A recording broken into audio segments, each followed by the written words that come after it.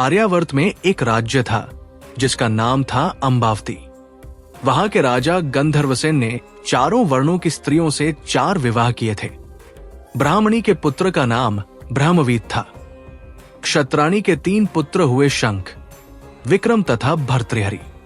वैश्य पत्नी ने चंद्र नामक पुत्र को जन्म दिया तथा शूद्र पत्नी ने धनवंतरी नामक पुत्र को।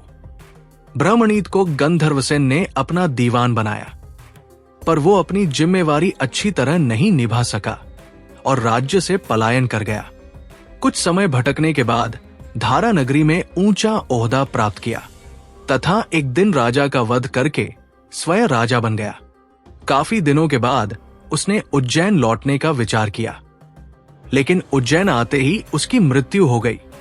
क्षत्राणी के बड़े पुत्र शंख को शंका हुई कि उसके पिता विक्रम को योग्य समझकर उसे अपना उत्तराधिकारी घोषित कर सकते हैं, और उसने एक दिन सोए हुए पिता का वध करके स्वयं को राजा घोषित कर दिया।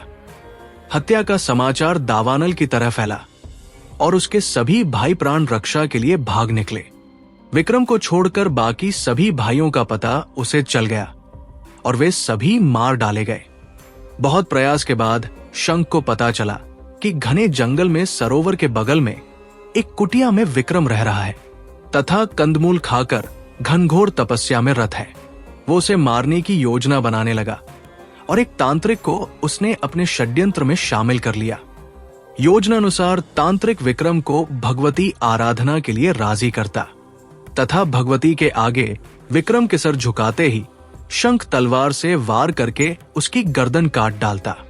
मगर विक्रम ने खतरे को भांप लिया और तांत्रिक को सर झुकाने की विधि दिखाने को कहा। शंख मंदिर में छिपा हुआ था। उसने विक्रम के धोखे में तांत्रिक की हत्या कर दी। विक्रम ने झपट कर शंख की तलवार छीनकर उसका सर धड़ से अलग कर दिया। शंख की मृत्यु के बाद उसका राज्यारोहण हुआ। एक दिन शिकार के लिए विक्रम जंगल गए।